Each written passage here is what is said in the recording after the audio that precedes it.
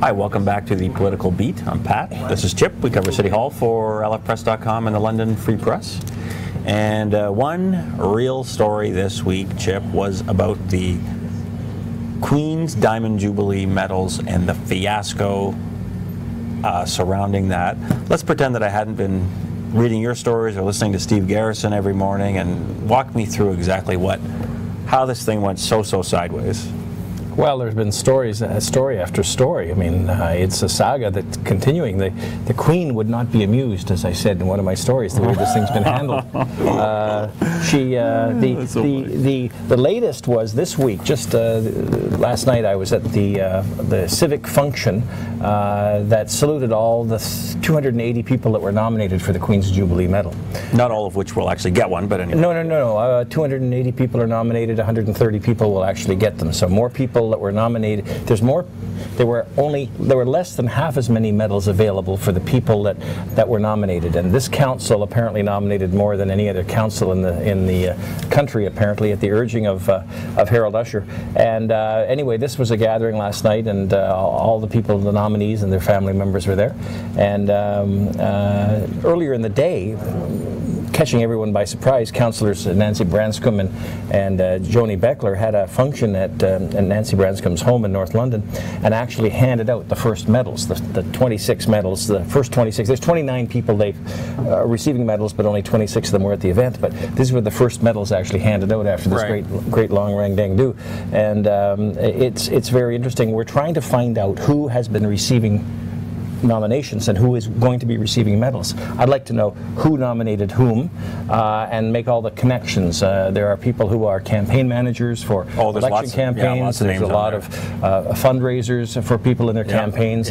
There's an awful lot of interesting people that are nominated. Unfortunately, because of some of these people nominated, including George Evola, the former London politician, convicted of bribing 3 members of council. Trying to bribe 3 members of council. He was trying to bribe 3 members of council, and in 1997 was fined $6,000, as I recall. Mm-hmm. At any rate, because of a number of people who we know have been nominated and receiving medals, I'd like to see the whole list, and I think Londoners would like to see the whole list, but they're not going to release it.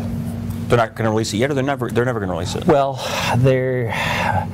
I'm hoping they're going to release it. I'm told it could be next week, but people whose names are on the list, apparently a number of people for some strange reason came forward and said, I don't want my name made public. Mm-hmm. One would think a great celebration like this, a great honor like this, you'd like people to know that if you won a newspaper award, Patrick, you'd like the world to know about it, right? Yeah. Well, why would you go to me as the person giving you the newspaper award and say, oh, yeah, just our secret, keep it between us? Why would you do that? Because you're maybe embarrassed? Oh, you're embarrassed by how it's been handled, absolutely. I spoke to someone yesterday who was nominated, but didn't receive a medal, and he said, thank God I didn't get it, because if I did, I'd be hiding the thing in a dresser drawer. I wouldn't tell anybody. Well, and that's the shame of it, right? Because there were a lot of people that were deserving of it, and I think that you brought up the name George Evola. That, to me, was the one I was just like, come on, that this person is being nominated, knowing, I mean, admittedly, it was 15 years ago, but that's something that sticks in people's minds. They remember that case, they remember that name. People in London are asking us, what are the members of council and Joe Fontana thinking when they do some of these things? Awarding themselves the medal, giving it to people like Evola and others. Well, Denise Brown also nominated her son. Yeah. Now, he didn't get it, and neither did she. But it's just like, what are people thinking? The optics of it are just... Yeah, that's what it ultimately is. It's an optical disaster. Yeah. And I feel bad for the people who got, like Paul Burton, who used to run this fine news institution. He was awarded one, right? And that's a great thing. But I feel bad for a lot of the people who got them that maybe... it's almost a joke, probably, right? In some respects, I'm sure there's some laughing going on about the coverage. So that's a shame. There's a lot of very, very good, deserving people that are being honored for community volunteerism, for good work in the community, and that sort of thing. It is regrettable in the extreme that those people are starting to say, "Oh my, this medal is tarnished a little bit." Yeah. So. Are we done though? Is the story done? No, I'm hoping to get the names of people who. You want to get that full list? I want Londoners to be able to see everyone who has been receiving, all 130 people that are receiving medals, and ideally all of those who were nominated as well. I don't know if we'll get that part of the list, but and who nominated them and why. And I'd be especially curious to see the connections between some of the people on that list and I don't know, maybe someone on city council or someone who used to be on city council. It's very interesting to see. Okay, that's a good one. It's not over yet, Patrick. The budget is also not over yet, but we're getting there. There's probably one more day of very serious debates. Then there's going to be a day of public participation, and then February 28th is when they're going to be finalizing things. At this moment, we're sitting at 1.7% tax hike, which would add about $40 to the average London property taxpayers, or London homeowners tax bill. 8-hour budget deliberation today. The big thing was the cut to the firefighters, wasn't it, today?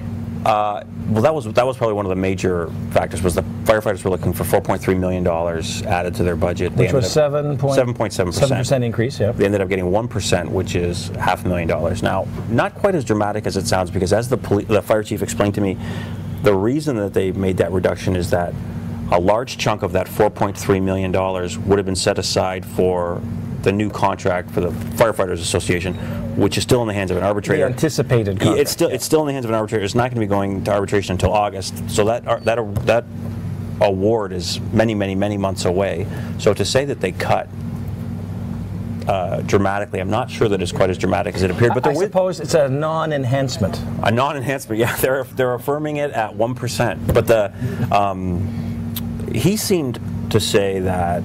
This is Chief Kobarda, seemed very confident in saying that this is not going to affect frontline service at all, but he did also say that he expects attrition through retirement. So, you're a firefighter of 30 years or whatever, you retire, they're not going to replace you now, which I thought was really interesting, and I'm not sure how you don't affect service.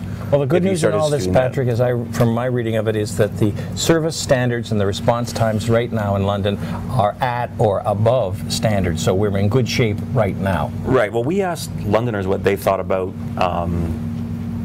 I guess council sort of saying no to the 7.7% budget increase request from the fire department. And here's a sampling of what people on the street had to say.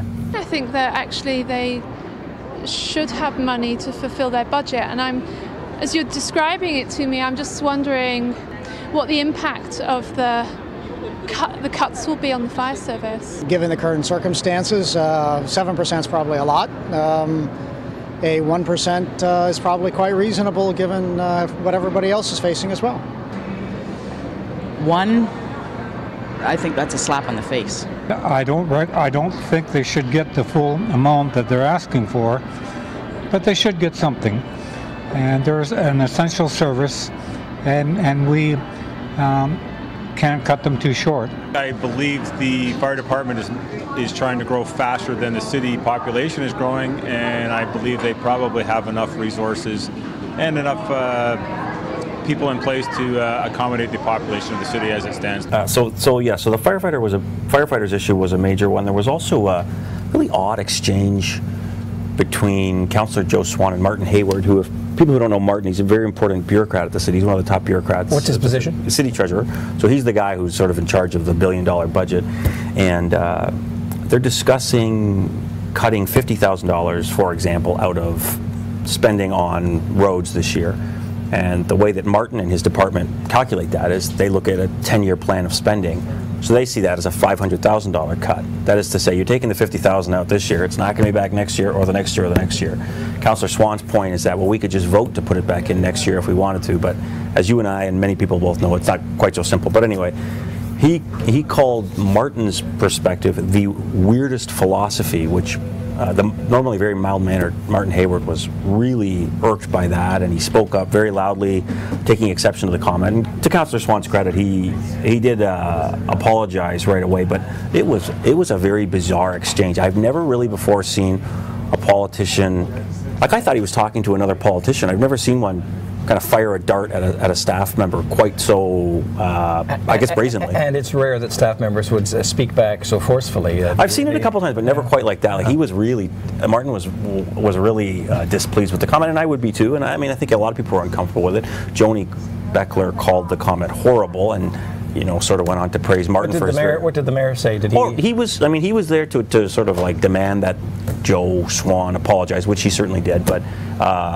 Martin Hayward does a really good job over there. And of all the people, he's got an expertise in accounting that nobody on council has anything like that. So, I mean, it was just a very kind of like, ooh, this is an unsavory thing. But I guess it's going to get heated sometimes during budget talks. It's just you don't normally see it fired across the alley from well, the councillors. I think there's a lot of there may be a lot of pressure on here. I mean, the treasurer is in the hot seat in terms of when the budget is being set and what can be done, and he's constantly peppered with questions.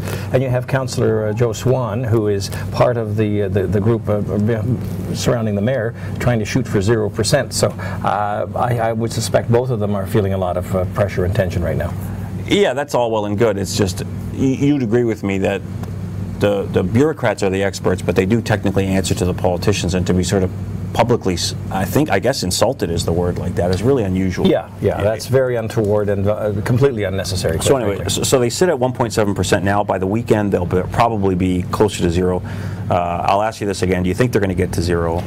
I really don't. I don't think they're going to get there. We may be around 1 or 2% at the end of the day, but unless they at the last minute start doing some fun with numbers and fiddling with reserve funds, which I think is going to happen. It always happens every year at the last minute. You think where you're going to go, and then at the last minute a rabbit pops out of the hat. Some unexpected revenue comes in. There's a surplus there, or we're going to borrow a bit more. We won't know until the end of the day on February 28th. Right. I have a story that will be in the Free Press on Friday and online where Nancy Branscombe is predicting a fake 0, where she's saying that they will indeed use reserve funds or surplus money, one-time cash, to cover off base expenses to keep things at 0. She calls it a fake 0, and it's a time bomb that the next council is going to have to deal with. Anyway, that's her perspective. So on behalf of Chip, thanks so much for watching, and join us next time here at lfpress.com.